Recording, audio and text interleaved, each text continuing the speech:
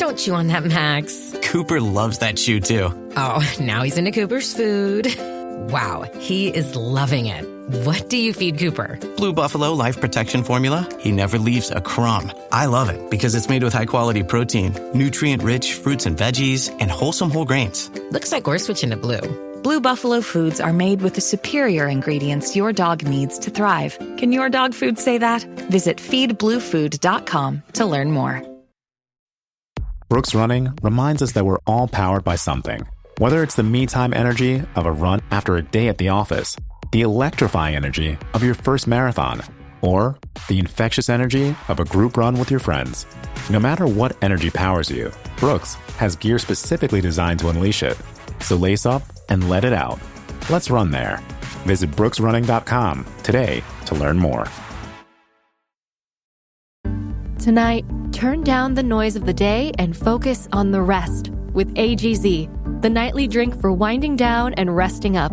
New from AG1. AGZ supports your body's natural sleep cycle with clinically studied key herbs, adaptogens, and minerals in amounts supported by research.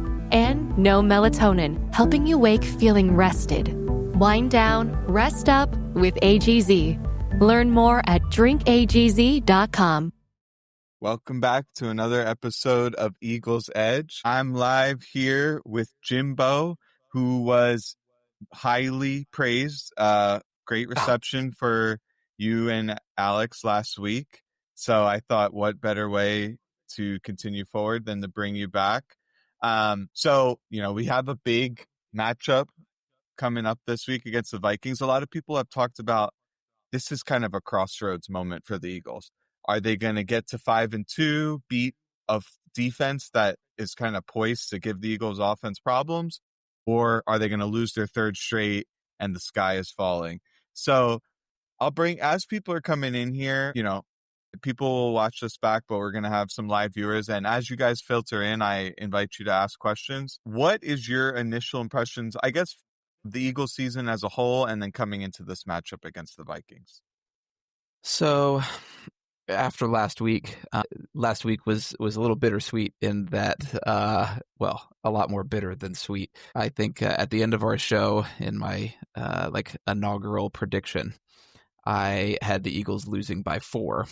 I think I had it as a really low scoring game, 17-13 or 14-10. I think I had 14-10. And it wasn't that low scoring, but the Eagles did lose by 4. So I would love to be a little bit more optimistic. And as we talk about it through the day here, I think crossroads is a really good way to put this matchup, in that I think this really is kind of a crossroads moment for the Eagles season. And I think this game is almost a crossroads moment. And like I said, we'll talk about it a little bit more in detail in a bit. But personally, I could see this game going one of two ways. And I think the two ways are dramatically different from one another. And I'm very curious to see which one. And I think whichever one happens could, as you're suggesting, maybe set the tone for the rest of the year here. I think I'm going to be a little bit more optimistic this week than last week. We'll see. Maybe you'll talk me out of that. I don't know. But yeah, I definitely think this is a pretty watershed moment. Especially, and I'm hogging the mic here, but especially because this is a similar last year. It feels a little similar in that last year we got off to a bit of a slow start. I remember there was fire Sirianni talk after the 2-2 start last year. And then we had our glorious bye week where the Eagles had the bye and came out as a dramatically improved team after the bye. Felt like a whole nother season almost. This obviously isn't a bye, but it is a 10-day break in between these two games. Also relatively early in the season, just like last year. Also after a bit of a rough start, just like last year. So again, not the same. It's not a bye week, so I don't know that the coaches can have that much dramatic happen. But man, would that be nice if some magic happens in this extended break that they've had. Yeah, absolutely. And getting into this matchup, it really is two struggling offenses against some good defenses. Now, of course, with the Eagles shorthanded against the Giants, they didn't look like a good defense. But I think most fans would agree that when they're healthy, they're still a solid defense. And getting into just that this is from NFL Oasis, my site, which is essentially an upgraded version of EPA, but it takes in the opponent strength into account and some other stuff. And you can see, like, against some solid offenses, they're putting up 75th percentile performances. That's really good. They started to fall off against Denver. Obviously, that second half was a big collapse on the defensive side of the ball. And then it just bottomed out against New York. And it's one of these things where until you actually don't have Quinyon Mitchell and Jalen Carter on the field, you take them for granted. And then when they're not there, you're like, oh, crap. We're maybe only one or two players away from not only being not a good defense, but potentially a bad defense. And this is against a Giants team that is not chock full of weapons. So what do you take away from that defensive performance? Is it something they can just throw in the bin and move forward as Carter and Mitchell come back in? Or is there areas for concern? I would say, so I have very little words to defend the defense in the Giants game. That was bad. The numbers show it. The performance shows it. The Denver game, again, I don't want to jump to the defenses, jump to save the defense or anything like that. In this situation, they need to play well, and they didn't play very well. But in that Denver game, you hold a team to 3 points through 3 quarters. You expect to, if you hold a team to 3 points through 3 quarters or almost 3 quarters, you expect to have a lead, a sizable one that can allow your defense to tee off. It forces the other offense to be one-dimensional, which can allow your pass rushers to pin their ears back. It can allow everyone to sit on various play calls and tendencies. The Eagles' offense did not provide that. And again, I don't want to constantly just give excuses to the Eagles' defense. They need to do better, but they're not getting a whole lot of help. The offense is frequently anemic. I believe, you could correct me if I'm wrong, I believe I saw our offense leads the NFL in 3 and outs, if I'm not mistaken. Always love tech issues. You're back. All right. So I can see people. And if you are in the live chat, I would encourage you to write in your questions. I think we'll be able to see them now. Apologies if they weren't showing up initially. But okay, great. I can now see some chat. So I appreciate everyone who's here, and keep going. So yeah, I think you don't want to make too many excuses for the defense, but man, for an offense that leads the NFL in 3 and outs, it makes it hard on the defense. They need to do better.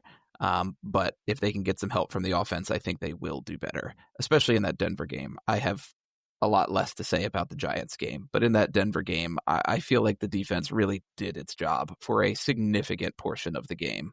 And then, got tired and wore down, and Denver started to figure them out, and that's going to happen. But man, you hold a team to 3 points through that much of the game, you expect to win the game.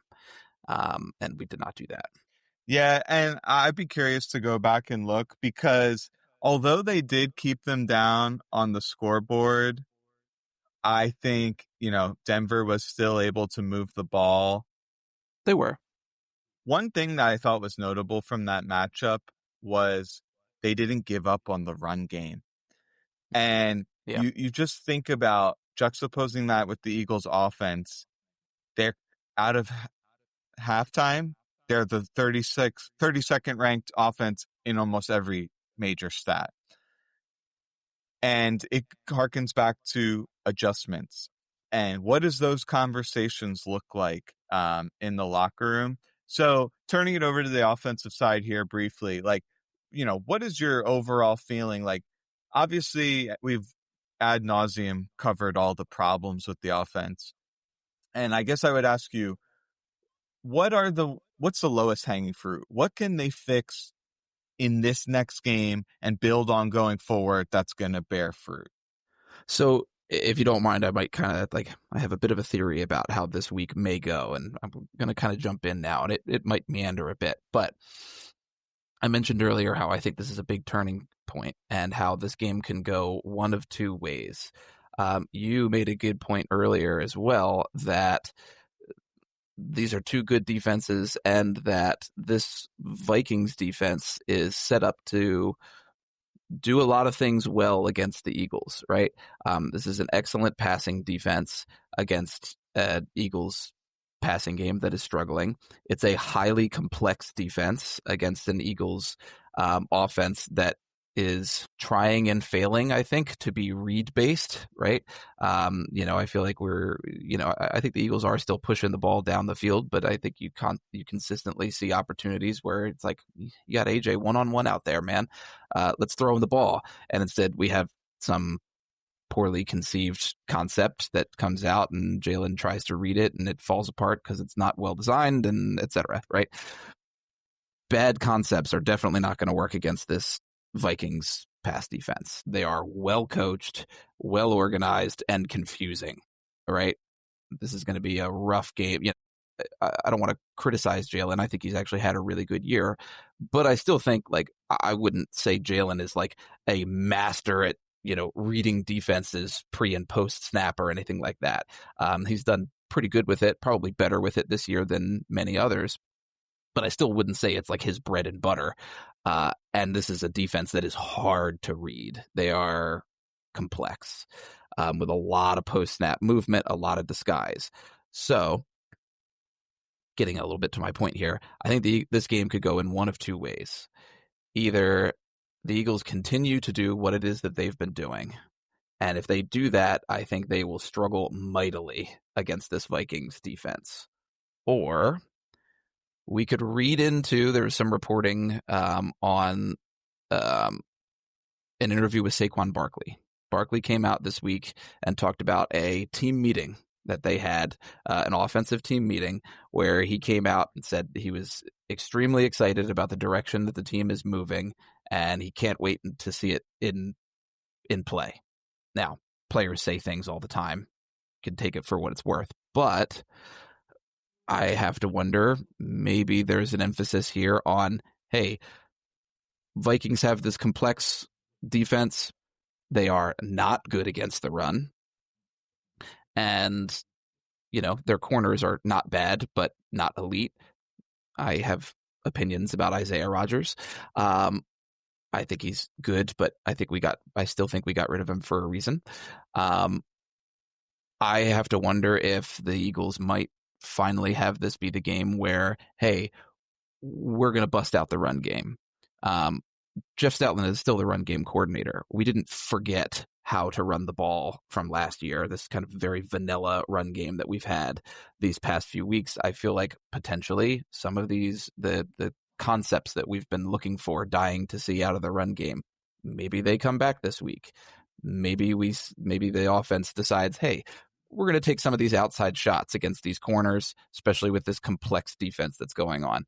I think if the Eagles decide to do that and it works out, man, that could be this new identity that maybe Saquon is so excited about. I don't know. Yeah, and I agree. Like, you could see he was just like grinning ear to ear. But then it's kind of funny looking that juxtaposed with Hurts, who kind of, my read on it was that there was some skepticism from him about the meeting. And actually, he kind of comes right out and says like, oh, we've been aimlessly trying to find our identity. We haven't been able to do that. There's issues without, going ahead overtly saying it. Like, there's issues with, the play calling, and a myriad of other things. I'd love to actually just break it down because I do think he was pretty revealing what he said in his last press conference. And it would indicate like, oh, maybe they're going to lean on the run. And you come into this, like the Vikings, I wrote this in our preview article for our Patreon members would have seen this, is the Vikings defense, their pass defense, the difference between them and number 2, because they're number 1, is the same gap as number 2 to number 10. Now, some of that's based off like these fumble returns for touchdowns and pick sixes and playing really bad quarterbacks. It is inflated, but they're still really good. And then you get into their run defense and they're like 25th in the league. Yeah. And you can see their interior D linemen getting blown off the ball. You can see the back seven preemptively trying to converge into the middle because of that. And then runs bounce outside and there's no one home. And so the Eagles can come into this game and think, okay, we have opportunities to establish the run, especially on the outside. Now, there's other factors here. Blake Cashman might be coming back. Outside chance, Andrew Van Ginkel may be coming back. That's a totally different defense with those guys in there. Now the run game's probably not nearly as vulnerable. Harrison Smith getting his legs under him. Now, you talked about... I did just check today. Cashman was a full participant with his hamstring injury. Van Ginkel was limited with the neck injury, but did practice. So you're onto something there for sure. I was on a Vikings Insider podcast. It's actually playing right now. And they said Cashman is pretty much going to play. Van Ginkel is doubtful. So one of the things you mentioned was how they are a highly complex defense. They, have a lot of different pressure looks, a lot of different coverage rotations. So I put together this chart, which looks at how often an offense faces of various coverage and how often a defense employs that coverage, and then how good are they at that coverage. So you can just look, the more to the right, offense faces that coverage or defense uses that coverage, higher up on the graph, the better they are against that.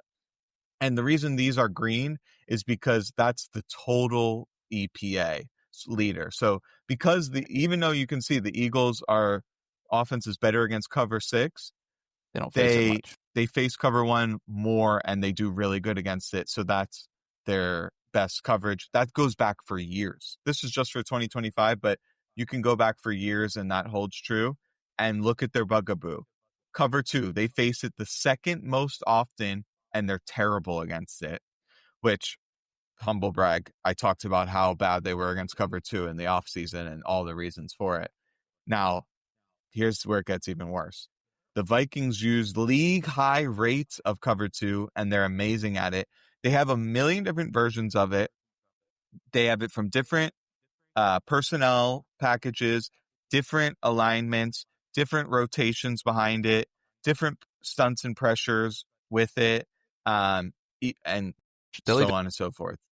They'll even do the pretty rare showing single high and rotating back into cover 2, which is not something you see all that much because you have to have a safety that will flip his hips and sprint his butt back there to have that cover 2 responsibility, depending on how they do it. But they'll even do that sometimes, which is so wild. From various charting services, you'll see obviously different numbers, but overall, against all dropbacks, they're in cover 2 or a variation of it roughly 1/3 of the time. This is extremely high percentage.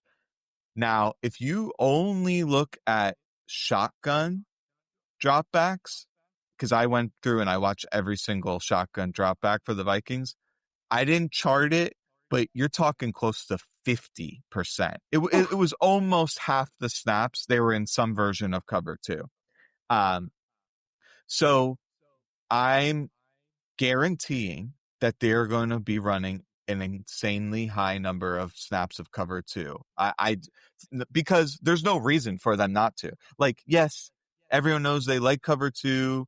You don't want to be predictable, but when you have so many different versions of it from so many different looks and so many different rotations, it doesn't matter necessarily that that's the base coverage, because the way you get there changes the interfacing with the offense.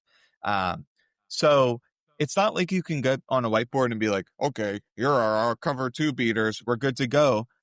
you have to look at the specific versions that they're running with these specific alignments, and that's how you attack it. And it is a little bit futile to just discuss here verbally, like, oh, if they're in this version, I think the Eagles should run this. But in general, glance routes where you're releasing inside of the cover 2 corner. So in general, those guys stay in the flats. They don't, if there's no one to hold them, they'll sink 10 to 12 yards down the field. If there's someone in the flat, they won't drop back as far. And obviously they're trying to take away like any quick in breaker, out breaker if the player just runs a hitch. And if you run inside of them and vertical release, generally they're going to let you go. They're not going to attach to that route.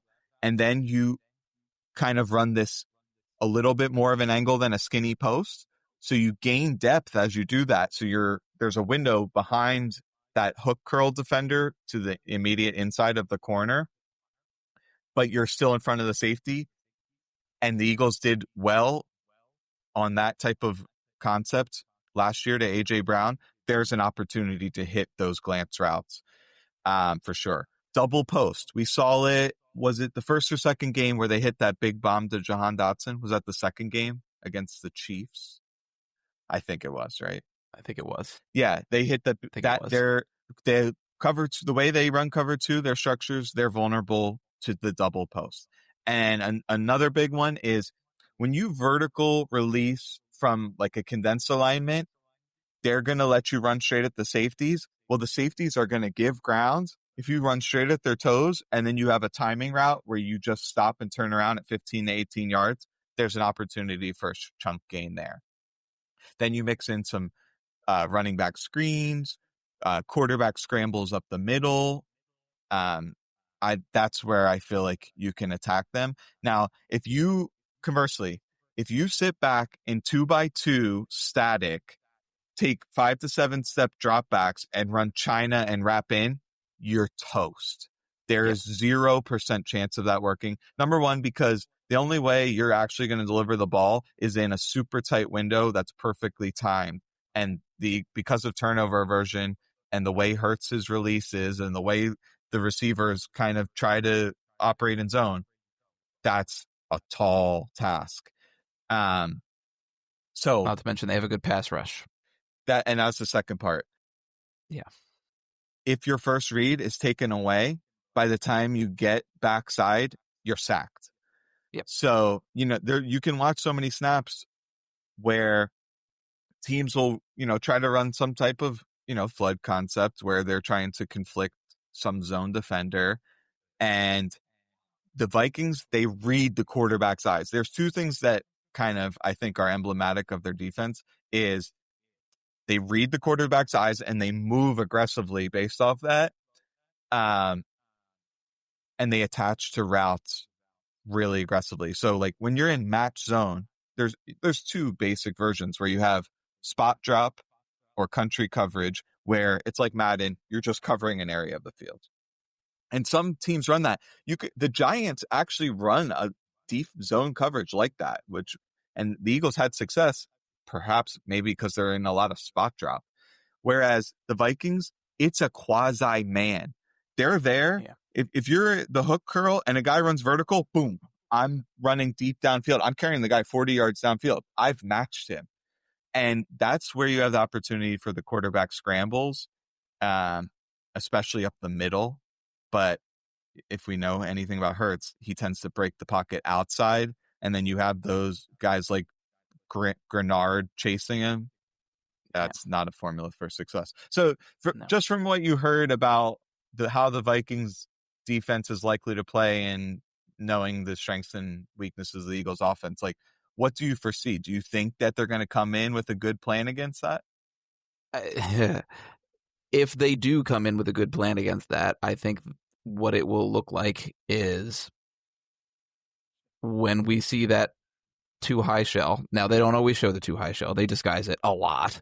But if you have an inkling that it's cover 2, and if you've got, if you've got your 2 deep safeties and you've got this 25th ranked rushing defense, pound the rock. And if the Vikings take steps to finally try to take that away, if they start loading the box, if they start showing and playing single high, right? If they start giving you one-on-one opportunities outside, take your shots. I think this is a pound the rock and throw the ball down the field game. Like you said, do not try to play in these short intermediate areas. There are a few concepts, as you mentioned, that can work against them. But, if the Eagles go to some of their rough bread and butter that does not work against these concepts, they're going to struggle. So get out of that stuff. Pound the rock and throw it deep. Because maybe controversial opinion here as well. I know Isaiah Rodgers has played very well this year. And I do think he is a good corner. I think some of the reaction of, why did we let him go? He would have been perfect. He's great, is maybe a little overblown.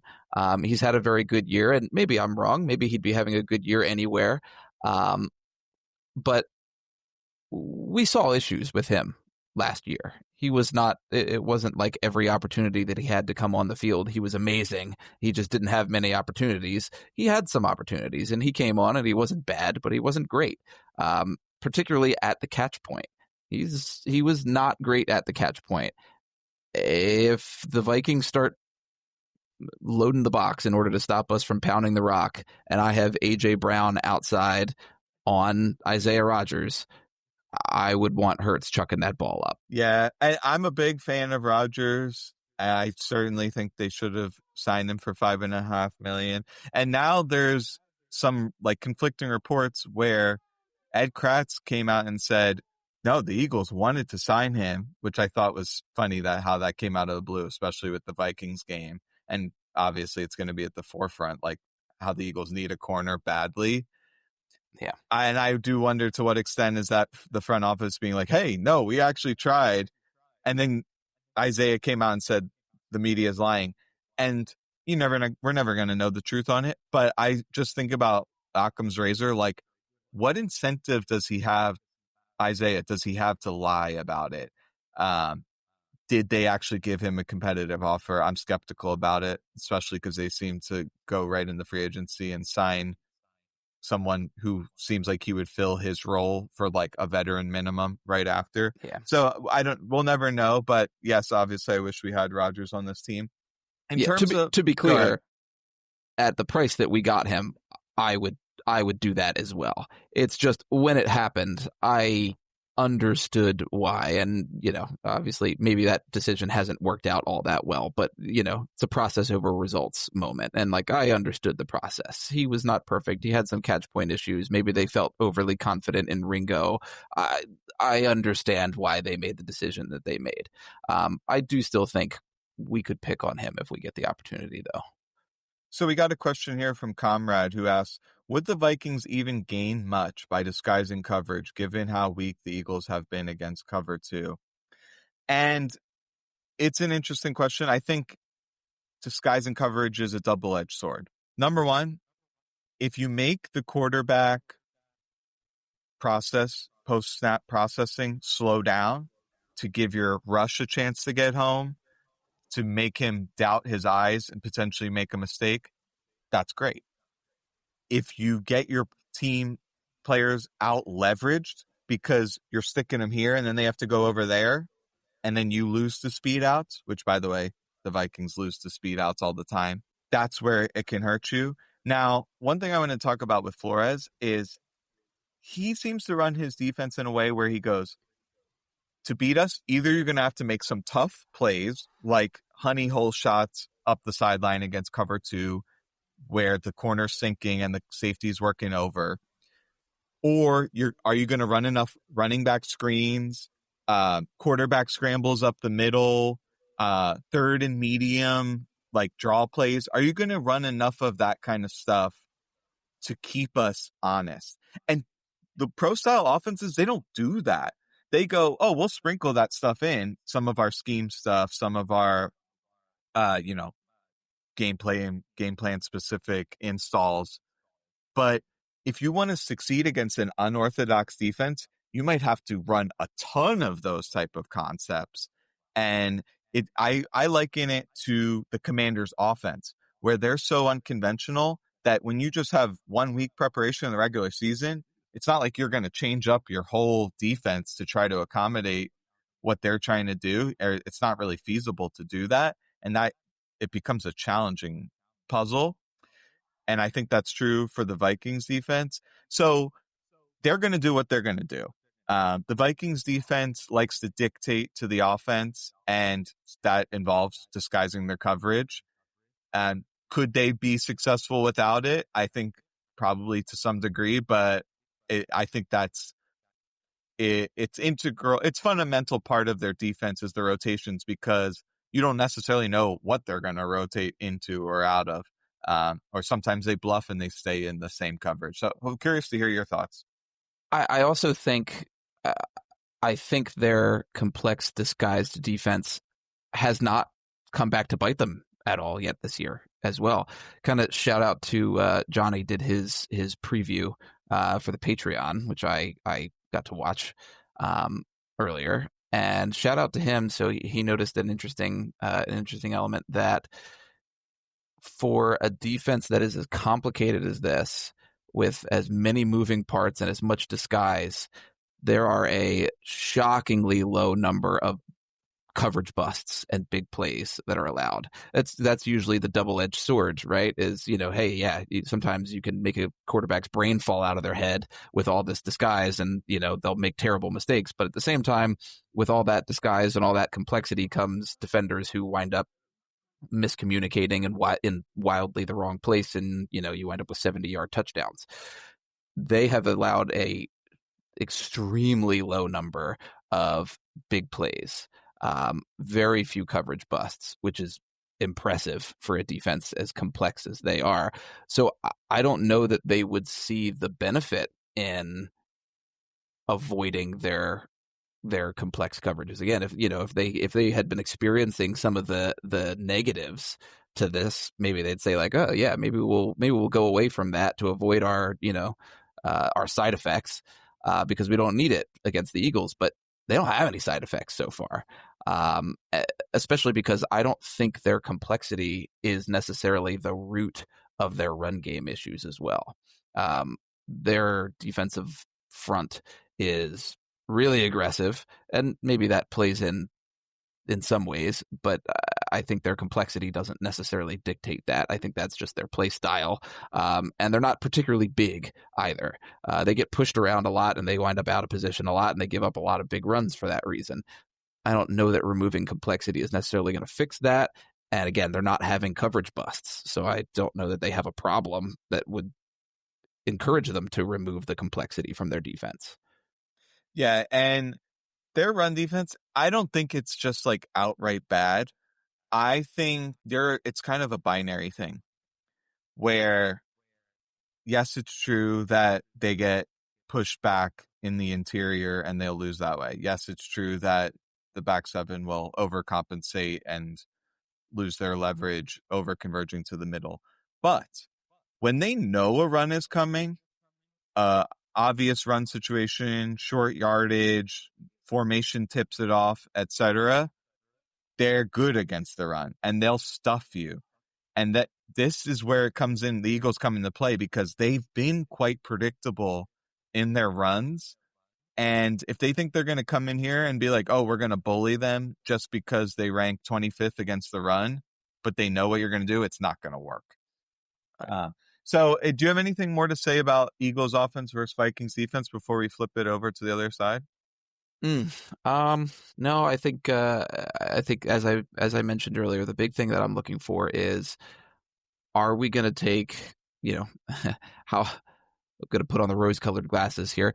How much do we want to believe in Saquon's excitement, and how much do we want to believe in, this part is maybe a little more legitimate, how much do we want to believe in the fact that Jeff Stoutland is still the run game coordinator, just like he was last year. So, this offense, I would certainly hope, has not just forgotten how to run so many of their concepts that worked so well and that they seem to be not running very much this year. Are they going to get back to those things? Because, it seems like everything is in place for them to do that. Let's see if they can do it successfully. I'm a little surprised they think Toth is better than Pryor. Yeah. And I'll mention this. Last thing I'll mention this on the defense. There's a little thing that the Vikings do is a lot of times they'll stack the line. And Cam Jurgens referred to this as junk fronts. Okay, so this is when they'll just have, a million guys, whether they're standing or down, a bunch of guys, 6, 7 guys on the line. And what I noticed is when they're all tightly packed in the center, they'll drop the edges and they'll bring like 4 guys straight in the A and B gaps, and they'll sometimes get a guy free right up the middle. But when they have 6 or 7 guys and they've got like pretty good spacing across the line, they'll tend to drop 2 guys in the middle and they'll bring more heat, maybe an overload or just guys off the edges. So the last thing is they love to pair all of these looks with stunts, specifically off the offense's left side. I literally guarantee that they're going to run a sim pressure stunt with Grenard attacking the Eagles left guard. I guarantee they're going to do this. It's probably going to work too. So, I think coming into some of these pressure defenses, the Eagles have over-indexed on what is our plan versus the blitz, and it's been good. Like, a lot of their plans against true blitzes, cover zero, has been good. When it's been sim pressures, not as good. I wouldn't over-index on that. I would just kind of use your heuristics, like they're kind of running a rush 4 up the gut, or they're going to have the overloads with a couple stunts and just try to operate as normal. Because really you need to come in and be like, what are our cover 2 beaters to all their different variations? That's the thing that I would put, 75% of my mental resources into trying to figure out. So flipping onto the other side, Carson Wentz. One thing I'll say real quick first is despite that, because I agree with you, I don't think the Eagles want to wildly overcorrect. Despite that, though, I think if Philly has a good day, it is probably in part because Cam Jurgens had a good day. Like, I have a hard time seeing the Eagles winning this game and Cam Jurgens having a bad day. You know what I mean? Like, if the Eagles won, it was probably because Cam Jurgens had a pretty good day. Maybe not even just individually blocking, but like making sure that everyone is picking up assignments correctly. Like if this Eagles offensive line is wildly disorganized, possibly due to Cam Jurgens, and it's a bad day, that's going to be his fault. Alternatively, if they handle some of these sim pressures and, interesting looks, it might be in part to Cam Jurgens kind of like directing things well up there. So it's going to be a big day for him. When people are watching the game, if the ball is not out at the top of the drop, unless Hurts is taking off scrambling, it's going to end in a bad play, probably. You can see so many examples on tape of quarterbacks trying to find room in the pocket, moving around, trying to extend the play, hit, players in the scramble drill, and generally it leads to like sacks, throwaways, or passes into coverage. So if I'm coaching the Eagles offense, I'm coming out, I'm definitely getting at least 4 guys out in a route, if not 5. I don't think trying to max protect against this team is going to be effective at all. I'm going to try to dial up all those cover 2 attackers that I just mentioned earlier in the podcast. And I'm going to say, if those first and second guys aren't there, I want you taking off up the gut. That's kind of my approach. So flipping on the other side, all indications are that Carson Wentz will be starting. JJ McCarthy was limited in practice. They said he will not start unless he's 100%. Now, to what extent is that coach speak? We'll know Sunday. But all signs point to Wentz, especially they have a Thursday game coming in after that. So it would make sense that McCarthy would start the following week after the Chargers game. So when I went and watched Wentz, I thought he's bad. I thought they are trying to mask a lot of his weaknesses by dialing up a lot of quick game. The second that he doesn't get the ball out quick, it starts tilting towards disaster. I specifically noted this. He scrambles like a wounded giraffe. He doesn't have nearly the speed that he used to have. And, he'll do that thing where he's like double clutching and not sure where to go and sometimes throws it into harm's way. So I want the Eagles to aggressively condense space on his first read. When he drops back, wherever his eyes go, I want them to converge on that area of the field. And a lot of times it's going to be Justin Jefferson. And it's easier said than done. The Eagles should come out and bracket Justin Jefferson every single play. But how about when he's in a bunch? How about when he's in a stack? How about when they use him in fast motion? How about when they use him in the slot? It's not feasible to just say double him anywhere as he goes, but there are calls that will roll the coverage towards his way and try to kind of box him in, where you have a guy outside, you have a guy inside, you have a guy capping any verticals. I want them to lean into that. You look back to the Cowboys game, they did not do that against CeeDee Lamb, and he destroyed him. And I was scratching my head. Why did they not recruit more resources to stop CeeDee Lamb? I still don't know the answer to that. The same thing with Puka Nacua. And all those guys present the same problems. They'll move them around. They'll put them in the slot. They'll put them in alignments and formations that make it harder to do that. Give them switch releases. There's a lot of different ways to do this. But that doesn't mean you just put the white flag up and say, oh, we're just going to run our standard coverage. I would be obsessive about it because I don't think the Vikings have a sustainable offense if they don't have Justin Jefferson going for big yards. Go ahead. Another quick shout out, because it's right off of what you were just saying. Another quick shout out, Johnny again, with an interesting find in his film review for the preview on the Patreon. Johnny found that there is not one deep completion that the Vikings have had to anyone other than Justin Jefferson that wasn't caused by a coverage bust. Basically, the only time they have thrown the ball deep to anyone other than Justin Jefferson was a coverage bust. And I don't mean like almost all the time or most of all the time, literally zero deep completions to people not named Justin Jefferson except for coverage busts.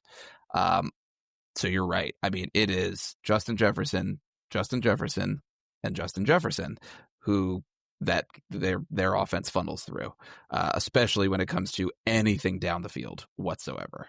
And if you think about it, like just comparing that with the Eagles who go, oh, darn it, they're rolling coverage towards AJ's way and they're zoning off, so now we can't get it to him. Meanwhile, the Vikings are like, oh, everyone knows this is who we're going to go to. We don't even have another receiver nearly the caliber of Devontae Smith, but he can just go for 100 yards every game anyway.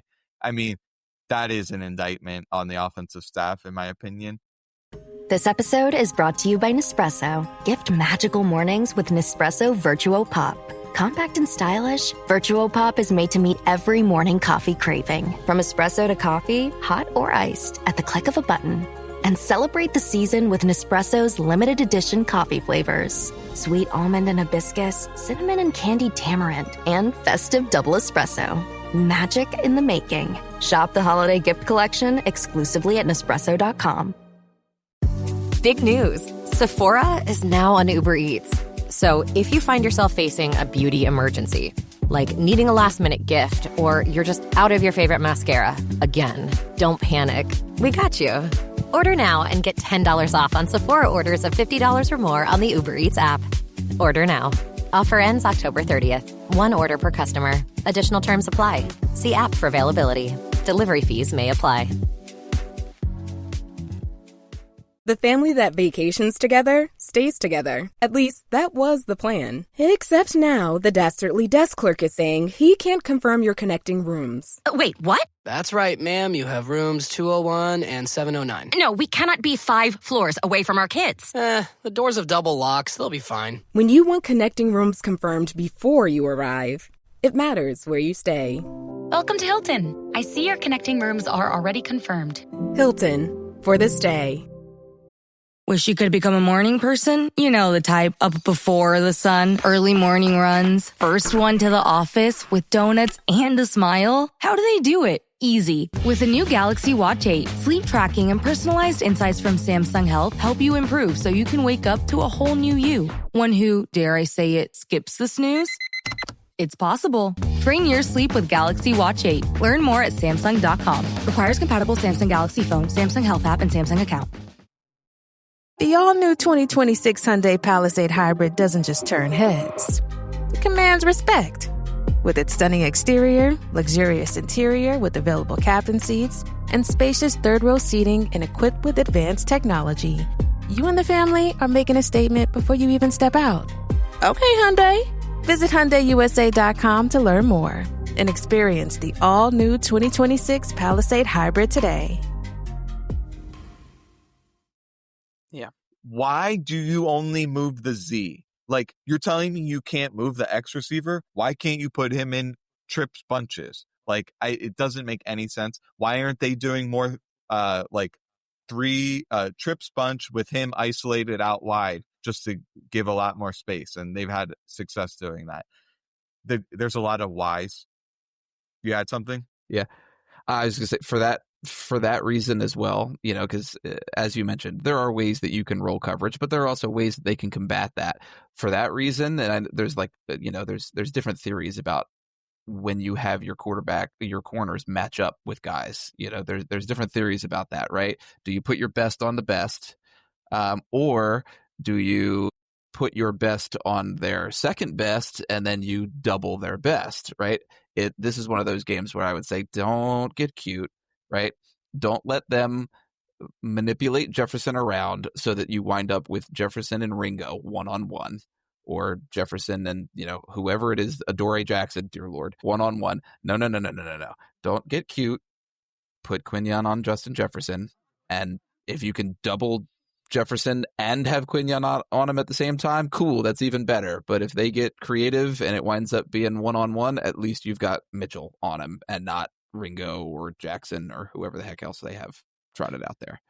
Yeah, and there are ways that you can essentially maintain a consistent zone structure and then just have one guy follow all across the field. So we'll see what they do if they do that. I do think there are times where it's not that feasible. Like, you know, if they're 2-by-1, Justin Jefferson isolated, and then they run like fast motion across, that could be tricky. So, but I agree with you. Like, for the most part, I would want, you know, Mitchell to be shadowing Jefferson. And yeah, I mean, another thing I mentioned earlier is wherever Wentz is looking, that's where you want the coverage to start working. Now, that might be at odds with the way the defense plays, because a lot of times they're playing match coverage and they're reading the routes as opposed to the quarterback. Now, there's one guy who tends to be reading the quarterback all the time, even when he's not supposed to, is Andrew Makuba. So maybe Makuba gets his first interception against Wentz because he can't stop looking at the quarterback. And that would be my one bold prediction for this game. Now, nice. I don't think the Vikings run offense is that good. There are two things though. Almost every game, they'll start out with a quick toss to the outside. They've generally been pretty successful at that. Eagles stink at holding the edge. And then they'll start to run motions into like the second and third quarter and run more inside after that. If you try to arm tackle Jordan Mason, it won't work. So the Eagles, they've gone through bouts of bad tackling. They've had better tackling. I don't know what's the reason to that. Probably injuries, probably some players trying to make up for the deficiencies of other players. But it's going to be one of these games where you have to wrap up. We're going to need, like, honestly, let's call it for what it is. The edges, we know they're not going to be great. We need Cooper, DeJean, run fills to be better. And it's asking a lot, right? He's still probably, in his like 24th game in his career, something around that. And I wouldn't have expected him to be like tremendous in that area coming in, but they need it. And you watch film from the last couple of games and he's getting sealed off constantly against receivers, against tight ends. And sometimes it's great blockers and that's a tough ask, but like they need it. So, you can't always ask Blankenship and Makuba to fly up from depth and make tackles while the rest of the defense is spilling, especially with the edges not setting a good edge. So they're going to need DeJean for sure. If they can go ahead. This is also where I wonder, you mentioned Blankenship. This is where I wonder if we maybe finally see, a Blankenship game here. Not that he's one to take over games or anything like that, but he's had a rough start to the year. And again, maybe I'm rose-colored glasses. I like Blankenship, so maybe I'm biased here. But he's had a rough start to the year, but I tend to think that this is something that he's going to turn around from, because you look at all of the change that is around him. There was one game in particular. It was when I'm trying to remember who it was against now. It was when Bennett had to come in due to injury, right? And Bennett got a little bit picked on. It was like a 2-minute drill, right? Bennett came in, and between every single play, you saw Jacorian Bennett wildly turning around and gesticulating at Reed Blankenship, desperately trying to figure out what in the world is it that I'm supposed to do on this play, right? And Reed's trying to talk him through. I think Reed Blankenship is probably doing a lot of coaching when he's supposed to be playing. And I'm wondering if that might be impacting his play some. And you start to wonder, as guys get more and more comfortable. We saw last year, right? This defense got stronger and stronger and stronger as players got more and more and more comfortable in the scheme. You kind of hope that, maybe as players get a little bit more comfortable, Reed can start focusing on what he's supposed to be doing during the play rather than what the other 8 guys in the secondary are supposed to be doing in the play. Yeah, it's a great point. Now, personally, I think he's been pretty decent. I don't think he's played bad. There's been a couple lowlights that maybe people will point to, but I do think your point is valid. And I think you could extrapolate that to Bond, because last year, Nakobe Dean wore the green dot and Bond was just instinctive flying around. But now he has to give the call. He has to quarterback the defense. He's trying to do everything. And he's not like, he's still great, but I don't think he's maximizing what he could be. And, who knows what Nakobe Dean is coming back from this injury, but there's merit to you get into some of these rundowns, neutral downs, and you take Campbell off the field, you put Dean in there. Who is he? I guess Bond still has to be the green dot wearer because he's going to be on the field every single snap. But it would be nice if they could offload that responsibility from him.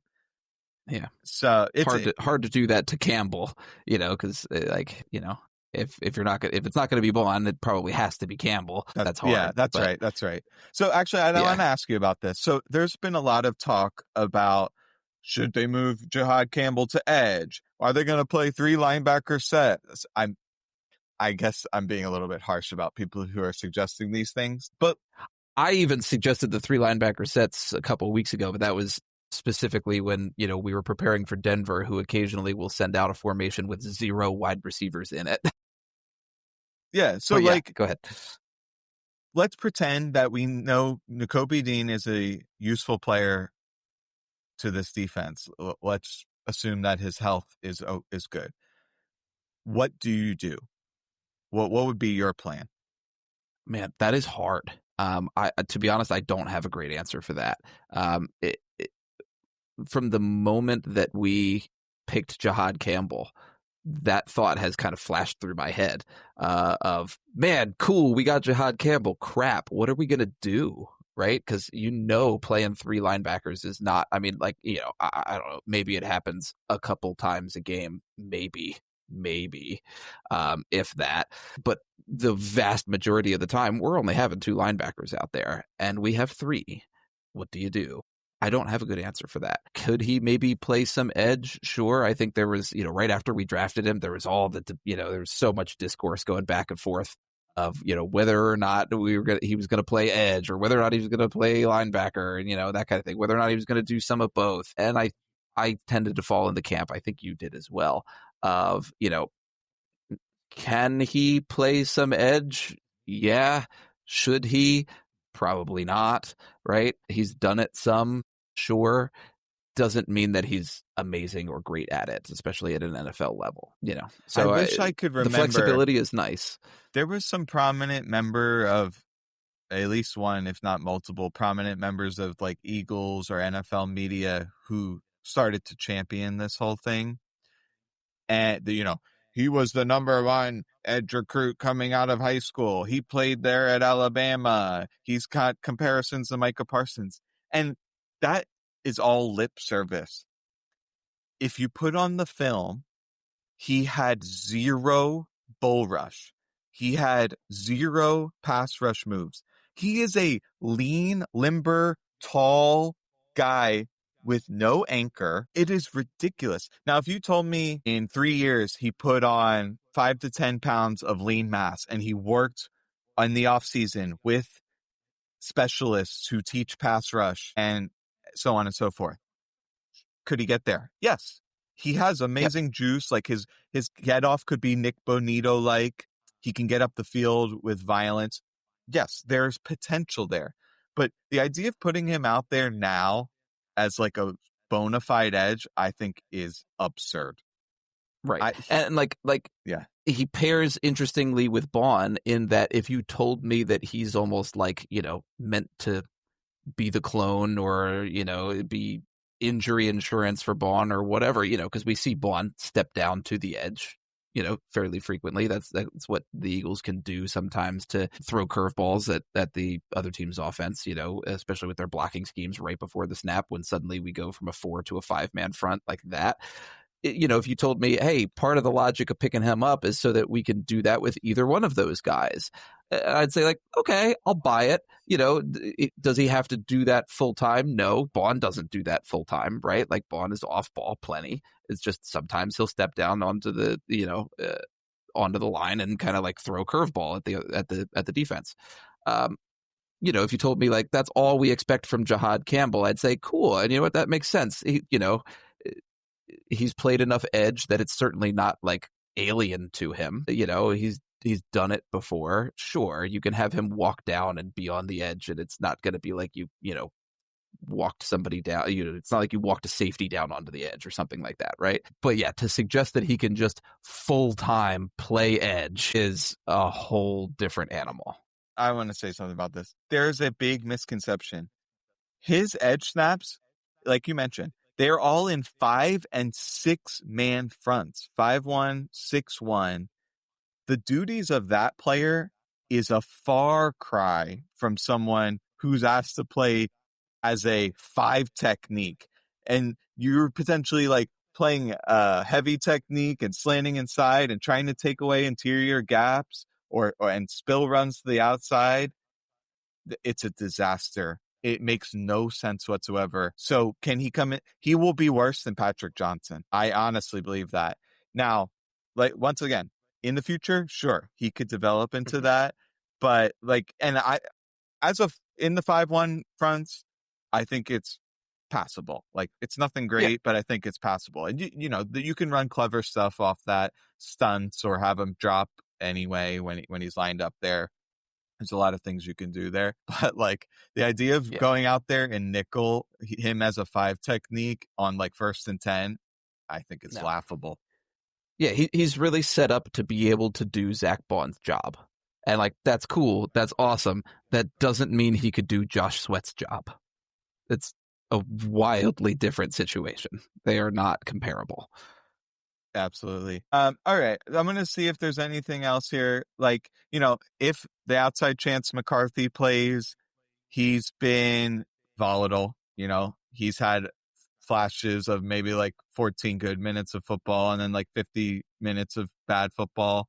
So you mentioned earlier that Wentz is bad, and I agree with you, but I held off in that moment, and I'm going to do it now. I almost went with the controversial thing and said, but they should maybe play him anyway, like even if McCarthy is healthy, because McCarthy has not looked great either. Now, he's not a rookie, but essentially a rookie, right? This is his first real playing opportunities, and he's green as could be. So I'm not saying that he's bad or going to be bad, but he's been pretty bad so far. They might stand a better chance to win this game with Wentz than they would with McCarthy. Yeah, I really don't know the answer to that. One, I think it's obvious they use a lot more quick game when Wentz is in there. And I think that's where the differences lie. When Wentz gets the ball out quickly, I think he's fine. As we mentioned earlier, when he starts holding it, getting to later second and third reads, trying to scramble, it's bad.